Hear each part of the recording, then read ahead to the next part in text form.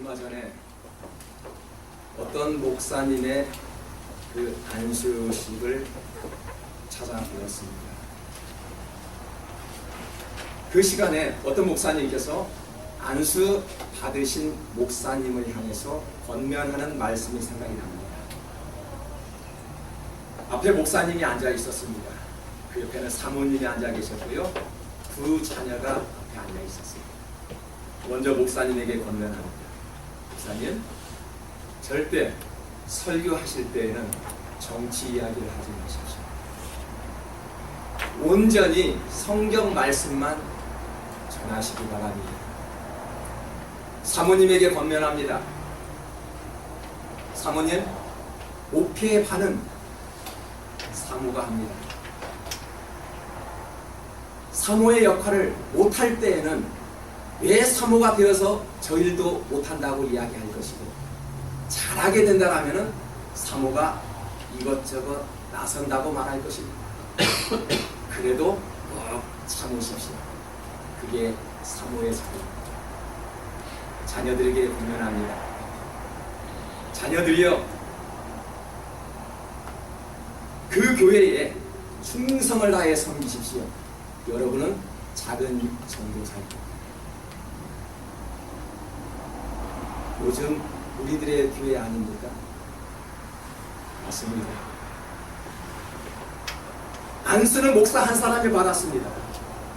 그런데 많은 성도들은 사모에게도 자녀들에게도 목사처럼 거룩한 모습을 요구합니다.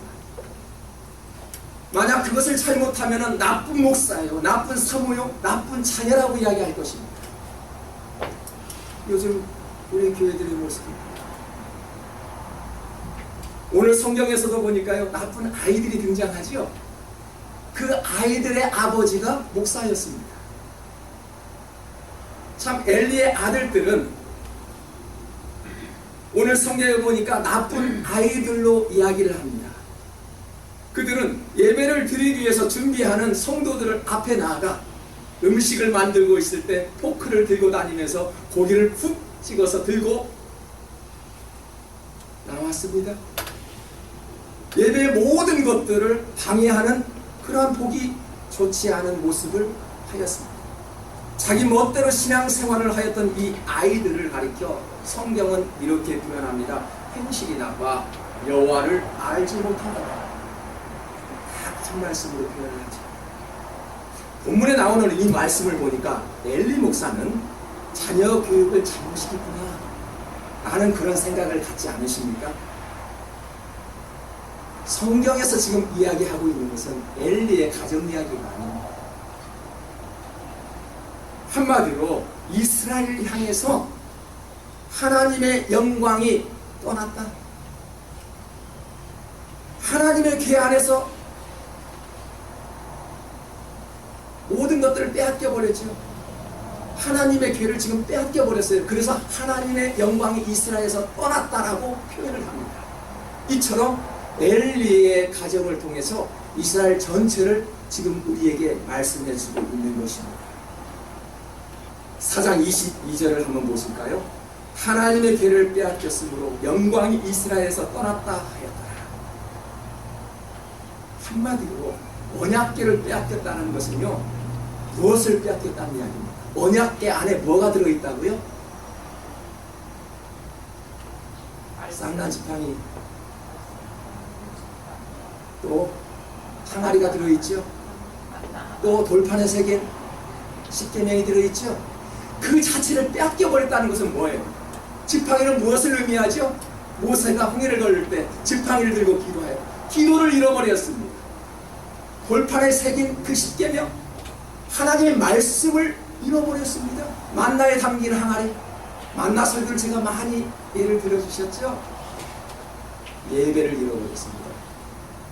이스라엘은요, 지금 하나님의 말씀과 기도와 예배를 빼앗겼다는 것입니다. 이것은 오늘날 우리의 모습입니다. 어쩌면 우리도 하나님 앞에 행실이 심히 나쁜 아이들이 될 수 있습니다.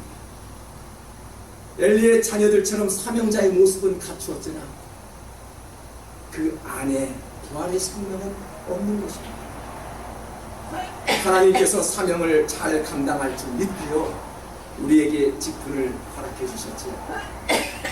그렇다면 직분답게 우리는 사용해야 합니다. 엘리는 제사장이 아닙니까? 요즘 말로 목사라고 해도 틀린 말이 아닙니다. 먼저 엘리의 이 두 아들들을 보니까 제사에 관련된 망령된 짓을 하였습니다. 이들은 경건한 제사 제도를 무시하였습니다. 신성한 제도의 법도를 무시하고요, 자신들의 욕심을 채우기에 갈급하였습니다. 13절, 14절을 한번 보겠습니다. 어떤 사람이 제사를 드리고 그 고기를 삶을 때 제사장의 사환이 손에 3살 갈고리를 가지고 와서 그것으로 냄비에나 솥에나 큰 솥에나 가마에 찔러 넣어 갈고리에 걸려 나오는 것은 제사장이 자기 것으로 가지되 실로에서 그곳에 온 모든 이스라엘 사람에게 이같이 할 뿐 아니라. 이렇게 성경은 표현하죠. 저는 이 말씀을 묵상해 보니까요, 과거에 고등학교 시절 때 친구 한 명이 생각났습니다. 제가 오늘 포크 하나를 들고 왔습니다. 여러분들이 식사하고 있는 포크예요. 제가 고등학교 다닐 때는 어떤 친구들은 포크 하나를 가지고 점심시간에 돌아다닙니다. 우리 반이 60명이 있었으니까 한 번씩 먹으면 60번을 식사를 할 수 있죠. 그 친구는 도시락을 가지고 왔음에도 불구하고 오자마자 자기 도시락을 먹습니다. 점심시간이 되면 이제 포크 하나만 들고 왔다 갔다 합니다. 그리고 친구들의 음식을 다 빼앗아 먹습니다. 오늘 성경의 말씀을 보니까 엘리의 아들들이 그랬습니다. 3살 갈고리를 가지고 다녔대요. 제가 가지고 있는 이 포크는 가정에서 쓰는 포크에 불과합니다. 아마 이 엘리의 아들들이 가지고 있는 이 포크는 우리들이 학교에 가서 고기를 구워 먹을 때 쓰는 긴 갈고리였을 것이군요. 여러분, 이 갈고리가 무엇을 의미하죠? 이제 제가 계속 들고 있어도 안 되죠.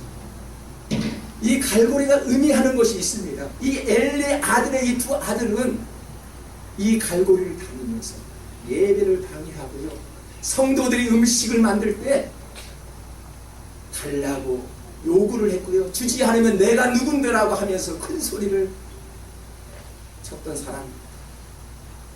이 자녀들은 제사장임에도 불구하고 하나님을 바로 알지 못하였습니다. 하나님을 안다면 하나님을 쫓아 거룩한 삶을 살면서 노력했을 터인데 하나님께 예배를 귀하게 드리지 않았다는 것입니다. 바울은 디모데전서 1장 12절에서 이렇게 말씀합니다. 같이 한번 읽어볼까요? 나를 능하게 하신 그리스도 예수 우리 주께 내가 감사하노니 나를 충성되이 여겨 내게 직분을 맡겨주셨으니. 하나님께서 뭐라고요? 우리에게 직분을 맡겨주셨다. 맡겨주셨다는 것은요, 도로 찾을 수 있다는 것이죠. 우리에게 재물을 맡겨주셨죠. 하나님께서는 그 재물을 언제든지 취할 수 있다는 것이죠. 우리에게 자녀를 주셨죠. 그 자녀들까지도 하나님께서 언제든지 취할 수 있다는 그런 의미입니다. 우리에게 직분도 역시 마찬가지입니다. 하나님이 직분을 주셨습니다. 여러분, 이 세상에서 가장 귀하고 값진 타이틀이 무엇입니까? 대통령입니까? 국무총리입니까? 거기까지는 가지 않더라도 과장입니까? 부장 자리입니까? 아니면 사장 자리입니까? 저는 그렇게 보지 않습니다. 가장 귀한 직분은 하나님께서 세워주신 성도의 직분이며 집사이며 권사이며 장로이며 목사이며 그렇게 믿으십니다. 그렇게 믿으시는 분들은 그 작은 일에도 충성할 줄 알고요, 하나님이 무서운 줄 알고요, 하나님이 지으신 그 직분 때문이라도 고난을 참으며 바울처럼 하나님의 일에 충실할 수 있다는 것입니다. 그 직분의 가치를 알고 충성을 다할 때요, 우리는 밭에 숨겨진 보화를 찾아낼 수 있다는 것입니다. 요즘 같은 세상에 그냥 교회 다니는 것도 얼마나 힘이 듭니까? 더군다나 우리는 고국을 떠나와서 이 이민사회에서 교회 다닌 그 자체부터가 힘이 들지 않습니까? 그럼에도 불구하고 우리는 그 고난 속에서도 그 직분을 감당하면서 우리는 왜 하나님 앞에 충성을 하며 왜 우리가 기쁨을 통해서 우리의 마음이 회복될 수 있는 것입니까? 어찌 보면 이것이 주님을 따르는 길이요, 좁은 길을 선택하는 길이요, 직분자의 길이요, 사명자의 길이기 때문에 우리는 그렇게 할 수 있는 것입니다. 그 속에서 우리는 남들이 바라보지 못한 그 희열을, 그 기쁨을 느끼지 않습니까? 그래서 우리가 신앙생활을 하는 거 아닙니까? 오늘 엘리의 아들들에게 직분자의 모습을 찾아볼 수가 없었습니다. 성령은 교회를 세우시고 직분자를 세우시고 그 교회와 직분자들을 다스린다라고 말씀하셨습니다. 그러므로 성경은 말씀하지요. 성령을 소멸시하지 말라. 좋은 일을 감당할 수 있도록 범사에 좋은 것을 취하라. 그렇게 말씀을 합니다. 성령을 소멸하면은 행실이 나쁜 아이들처럼 행동할 수 있다는 것입니다. 12절을 봅니다. 엘리의 아들들은 행실이 나빠 여호와를 알지 못한다라고 말씀하셨습니다. 성령이 떠나버리니까요, 하나님을 볼 수가 없었어요. 여호와를 알지 못했다는 말은 하나님을 무시했다는 말씀입니다. 하나님이 세우신 그 직분을 무시했다는 것은요, 성령을 방해한 것입니다. 여러분, 가장 무서운 것이 무엇인지 아십니까? 강도가 무섭지 않습니다. 사람이 무섭지 않습니다. 하나님, 그 성령을 해방하는 것이 가장 무서운 것입니다. 사무엘상 2장을 읽어보니까요, 엘리의 이야기가 나왔다가 갑자기 사무엘 이야기가 나옵니다. 어느 날 엘리의 가정의 두 아들 홈니와 비느하스가 같은 날에 죽는 비극이 일어나지. 그러나 이미 하나님께서는 한쪽에서 사무엘을 등장시킵니다. 엘리와 사무엘은 똑같은 제사장이었지만은 달라도 너무나도 달랐습니다.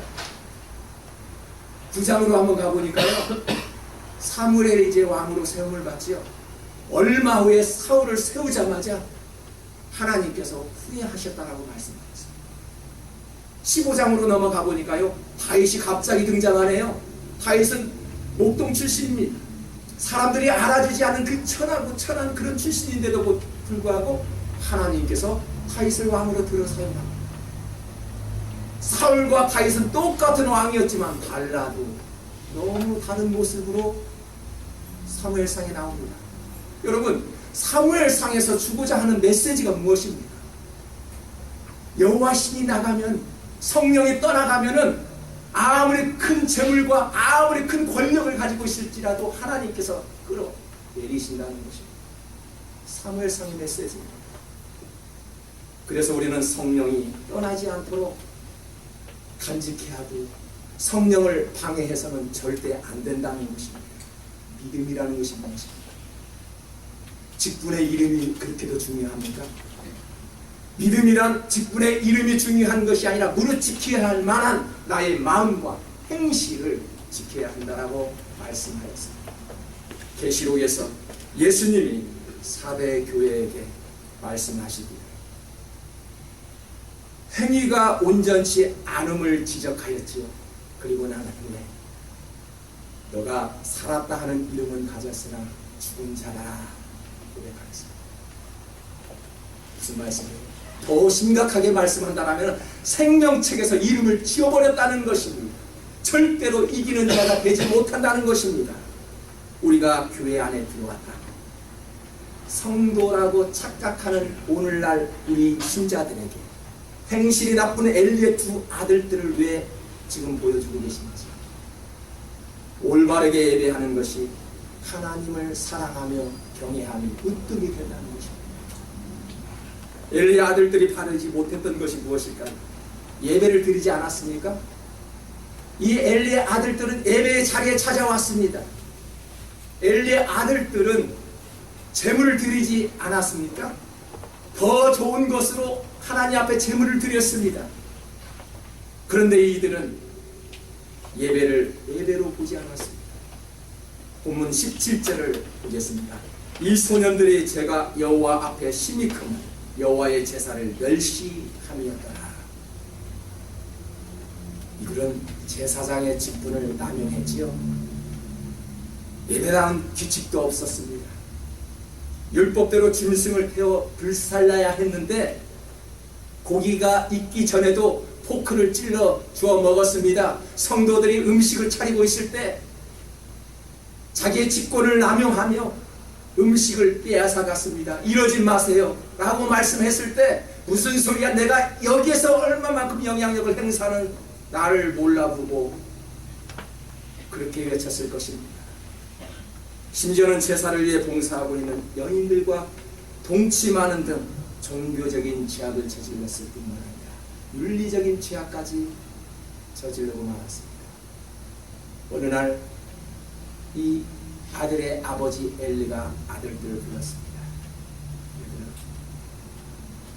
너희들 도대체 왜 이렇게 하느냐? 지금 나쁜 소문이 들리고 있다. 제발 그러지 말라. 너희가 어찌하여 이런 일을 하느냐 아들들아. 너희가 여호와의 백성으로 범죄하고 있구나 라고 아버지는 타일렀습니다. 이 문제가 엘리의 아들들 문제구나. 참으로 가정교육을 제대로 못 시켰구나. 혹시 엘리의 가정의 문제로만 바라보고 있지는 않으신가요? 오늘날 그 시대에 왕이 없었던 이스라엘의 모습이고요, 우리의 모습이 아닐까요? 주님의 일을 한다고 하면서도 하나님의 그 정하신 방법대로 하지 않고요, 내 마음대로 하거나 하나님의 것을 가로채거나 하나님이 받으셔야 할 것들을 내가 취하지는 않았나요? 25절에 보면 여호와의 제사를 무시한 두 아들에게 무서운 경고를 합니다. 우리 다 같이 읽겠습니다. 사람이 사람에게 범죄하면 하나님이 심판하시려니와 만일 사람이 여호와께 범죄하면 누가 그를 위하여 간구하겠느냐 하되 그들이 자기 아버지의 말을 듣지 아니하였으니 이는 여호와께서 그를 죽이기로 뜻하셨습니다. 아멘. 여러분, 이 말씀을 읽고 어떠한 생각이 듭니까? 사람이 사람에게 죄 지은 것은 하나님께서 중지해 주시겠대요. 우리는 얼마든지 사람과 사람과의 관계가 틀어질 수가 있습니다. 하지만 우리가 기도하며 우리가 성령의 은혜 가운데 우리가 묵상하면서 회개하면 하나님께서 중재해 주시지 않습니까? 그런데 이것보다도 가장 큰 죄는 하나님께 죄를 지은 것입니다. 이것은 하나님과의 일대일 관계입니다. 그러한 일대일 관계 속에서 하나님 앞에 죄 짓는다는 것은요, 우리들이 중재할 수 없어요. 여러분의 관계가 이상하다고 해서 어떻게 제가 중재를 합니까? 기도는 해드릴 수 있습니다. 철저히 하나님과의 관계는 일대일 관계입니다. 개인이 노력을 해야 하겠죠. 옆에 있는 사람들이 노력해 준다고 전혀 되지 않습니다. 오늘 엘리의 아들들은 하나님 무서운 줄 모르고 예배를 멸시하였더니 이 예언대로 두 아이들이 전쟁터에서 동시에 죽는 일이 벌어지지. 이들은 대를 잊지 못하였습니다. 그토록 하나님을 멸시했더니 그 예언대로 이 두 아들들은 전쟁터에서 그냥 죽고 말아 대를 잊지 못했죠. 이때 하나님께서는 어떻게 하셨다고요? 한쪽에서 사무엘을 준비시키고 있었다는 것입니다. 하나님을 멸시했던 시대에 18절에 보니까 갑자기 사무엘이 등장하네요.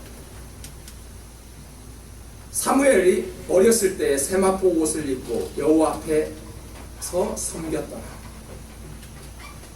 우리말 성경에는 접속사 그러나가 빠져 있지요. 우리 영어 성경을 누가 한번 읽어주시기 바랍니다. 우리 리차드가 한번 큰 소리 좀 읽어주실래요? But Samuel was ministering before the Lord, a boy wearing a linen ephod. 그렇죠? 우리말 성경에는 그러나라는 접속사가 빠져있죠. NIV 성경에서는 벗이라는 접속사가 들어가 있습니다. 저는 이것을 깊이 좀 묵상해 보았습니다. 엘리와 사무엘을 지금 비교하고 있는 것입니다. 엘리와 같이 하나님을 멸시하는 사람이 있는가 하면 사무엘처럼 열심히 주님을 섬겼던 사람이 있다 라는 것을 지금 오늘 성경이 보여줍니다. 그래서 사무엘상을 보면은 엘리라는 사람이 있고요, 사무엘이라는 사람이 있고요, 사울이라는 사람이 나오고요, 다윗이라는 사람이 나옵니다. 자꾸 비교를 합니다. 어떤 의미입니까? 하나님 앞에 충실하지 않으면요 언제든지 가라지처럼 내던진다는 것입니다. 추수할 무렵이 되었습니다. 알고는 건져내지만은 가라지는 버리는 것이 농부의 마음입니다. 주님께서도 그렇게 말씀하시죠. 엘리의 그 못된 행실을 보시고 하나님께서는 씨를 말릴 수 있는 그런 저주까지 품고 계시지만 예못을 입고 하나님을 잘 섬겼던 사무엘은 한쪽에서 사무엘을 잘 자랄 수 있도록 지금 보호하고 계신다는 것입니다. 지금 이 사무엘의 나이는 우리 어느 정도의 나이도 지금 안 됩니다. 아주 어린 나이에요.